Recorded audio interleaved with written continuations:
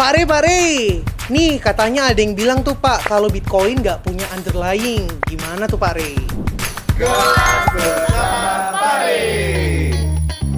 Yo guys, balik lagi hari ini kita akan bedah fundamental Bitcoin. Jadi akhir-akhir ini saya ketemu banyak sekali konglo dan old money orang-orang kaya ya. Ketika mereka mau masuk ke Bitcoin itu mereka selalu tanya underlying Bitcoin ini apa. Sehingga akhirnya mereka ini ragu untuk berinvestasi di Bitcoin. Nah hari ini kita akan bahas bahwa sebenarnya Bitcoin itu punya underlying dan punya biaya produksi. Jadi Bitcoin ini tidak diterbitkan dari angin guys. Nah berapa sih biaya produksi Bitcoin ini? Yuk kita bahas. Jadi untuk menentukan beberapa fundamental Bitcoin, ada beberapa hal yang akan kita bahas pada hari ini, yaitu pertama dari sisi cost of production.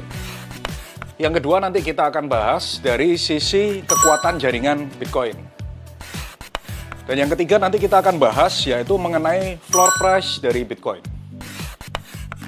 Oke, jadi yang teman-teman harus tahu bahwa Bitcoin ini untuk diterbitkan, dia membutuhkan proses yang namanya mining atau menambang. Anggapannya dengan bahasa gampangnya, kalian bayangkan kalau ada perusahaan yang mau dapat emas, dia harus bikin penambangan untuk mendapatkan emas tersebut. Nah, di Bitcoin case-nya juga sama guys. Jadi miner ini harus menambang untuk mendapatkan Bitcoin, dan ini tidak gratis. Dan untuk melakukan aktivitas mining ini, para miner membutuhkan alat, listrik, sewa, staff, dan lain sebagainya. Jadi ada investasi yang dikeluarkan untuk memproduksi satu Bitcoin. Untuk gambaran kalian bisa lihat ya, ini contoh footage miner yang terbesar di dunia.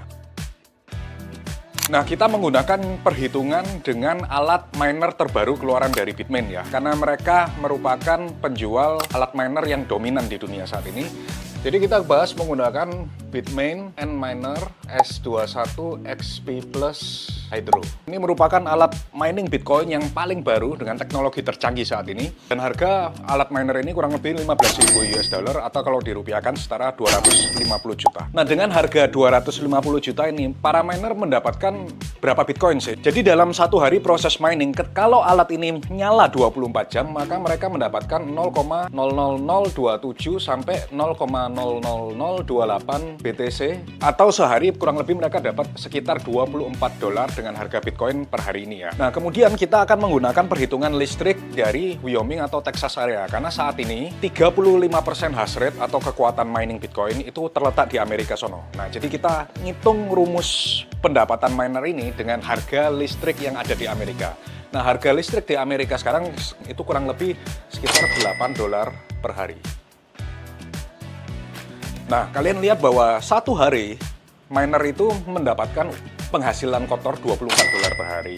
Ada listrik yang harus dibayar 8 dolar per hari. Maka net profitnya itu sekitar 16 dolar per hari. Nah, dengan harga alat miner yang 15.000 dolar ini, maka dibutuhkan kurang lebih 3 tahun untuk miner itu BEP.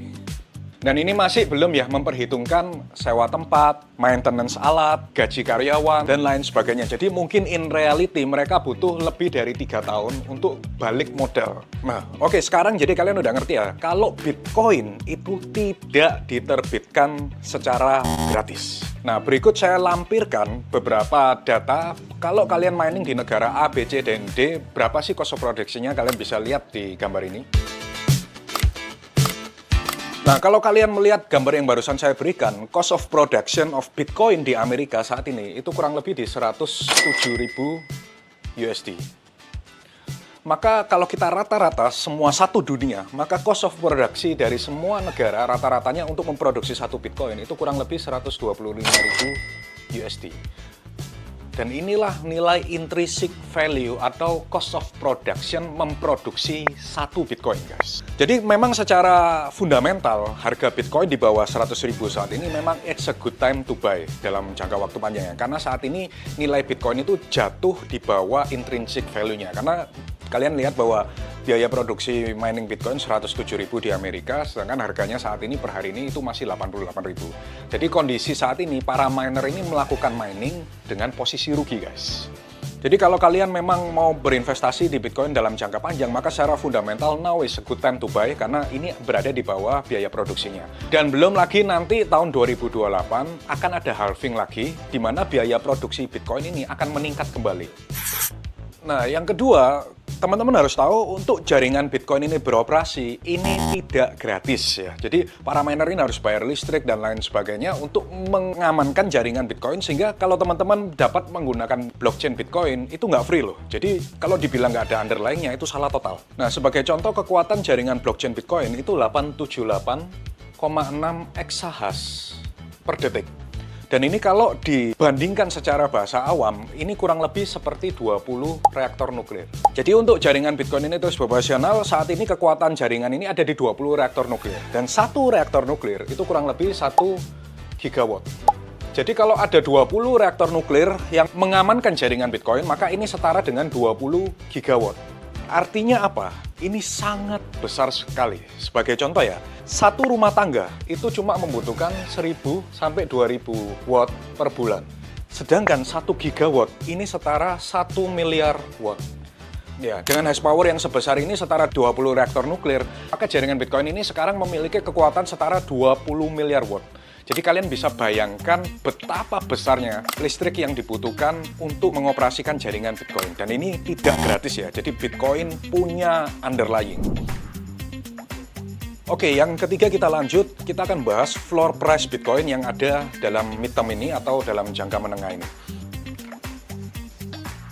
Jadi kalau kita melihat data on-chain ya, kurang lebih pengguna Bitcoin di seluruh dunia ini saat ini 106 juta, dan ini belum dihitung pengguna-pengguna yang menggunakan centralized exchange seperti Thrift. Contohnya, kalau ada orang yang membeli Bitcoin sebesar 1 juta rupiah di dalam platform Thrift, maka ini tidak terdeteksi di on-chain karena belinya di dalam platform Thrift. Dengan asumsi ini, maka saya beranggapanlah pesimis, maka pengguna Bitcoin di seluruh dunia itu kita ambil angka 110 juta. Nah, dari 110 juta pengguna Bitcoin ini, kalau kita melihat data on-chain, dalam 5-6 bulan ke belakang, maka average rata-rata pembelian para Bitcoin holder ini di angka 86.000. Jadi saat ini rata-rata secara midterm ya, pengguna Bitcoin ini entry price-nya kurang lebih di 86.000 USD. Dan kalau kita juga melihat contohnya yang lain, yaitu Sailor yang pegang 500.000 Bitcoin sekian, average harga Bitcoin dari Michael Saylor itu kurang lebih di angka 66.000. Dan ini masih ada ETF Bitcoin yang harus dihitung, tapi saya nggak akan menghitung semua issuer. Kita ambil yang paling terbesar aja, yaitu BlackRock. BlackRock itu punya 573.000 Bitcoin dengan average price-nya mereka itu 70 sampai 75.000 USD. Jadi kalau kita melihat dari beberapa fundamental ini secara midterm ya kita bilang, saya beranggapan bahwa Bitcoin tidak akan jatuh di bawah 60.000 karena dari permintaan demand ini akan menciptakan yang kita sebut dalam bahasanya itu merupakan floor price.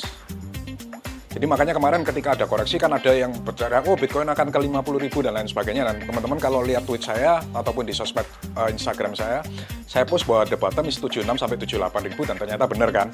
Karena kalau teman-teman melihat secara fundamental, ini nggak mungkin jatuh di bawah 60.000 karena sudah tercipta semacam floor price yang ditentukan oleh buyer-buyer yang berjumlah besar ini. Jadi itu ya guys, kalau dibilang Bitcoin tidak punya underlying itu salah total. Jadi Bitcoin punya underlying, biaya produksinya ada, biaya menjalankan blockchain Bitcoin juga ada, tidak gratis, kemudian juga ada floor price atau demand yang diciptakan oleh permintaan para pembeli atau investor Bitcoin.